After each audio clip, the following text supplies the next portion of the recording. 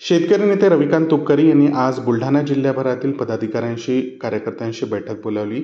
या बैठकीत तुपकरी यांनी पुढील राजकीय भूमिका स्पष्ट केली आहे।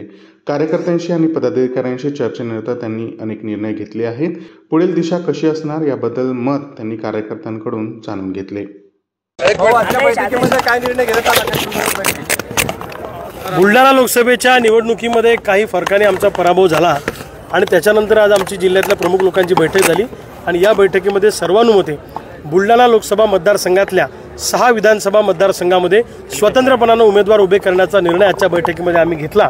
त्यामध्ये बुलढाणा मतदारसंघ, चिखली मतदारसंघ, सिंदखेड राजा, मेहकर, खामगाव आणि जळगाव जामोद या 6 विधानसभा मतदारसंघामध्ये स्वतंत्रपणाने शेतकऱ्यांच्या प्रश्नावर लढणारे असे 6 उमेदवार आम्ही स्वतंत्रपणाने उभे करणार आहोत आणि लवकरच 13-14 तारखेला पुण्यामध्ये महाराष्ट्रातल्या सगळ्या प्रमुख पदाधिकाऱ्यांची एक बैठक कार्यकारिणी त्या ठिकाणी आम्ही घेणार आहोत आणि त्या बैठकीमध्ये महाराष्ट्रात कुठे कुठे निवडणुका लढवायच्या याचा निर्णय त्या ठिकाणी होईल आणि कार्यकारिणीमध्ये राज्य पातळीवरचा निर्णय आमचा होईल। विधानसभेमध्ये तिसऱ्या आघाडीचा रणशिंग फुकला आहे का? असं नाही, अजून कुठल्या आघाडीत जायचं का तिसऱ्या आघाडीत जायचं का दुसऱ्या आघाडीत जायचं असं काही निर्णय झालेला नाहीये।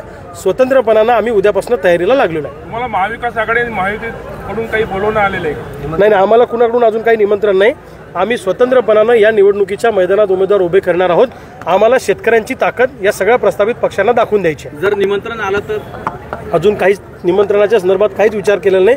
आम्हाला शेतकऱ्यांना डोळ्यासमोर ठेवून ह्या निवडणुका झाल्या पाहिजे विधानसभेच्या, म्हणून शेतकऱ्यांना हे जे लोक फाट्यावर मारतायत, सोयाबीनला भाव नाही, कापसाला भाव नाही, कर्जमाफीचा निर्णय सरकारने घेतला नाही, शेतीला मजबूत कंपाऊंड नाही, जंगली जनावरांच्या त्रासापासून वाचण्यासाठी शेतकऱ्यांच्या प्रश्नावर विधानसभेच्या निवडणुका केंद्रित झाल्या पाहिजे, याच्यासाठी शेतकऱ्यांना घेऊन आम्ही या निवडणुकांमध्ये उतरणार आहोत।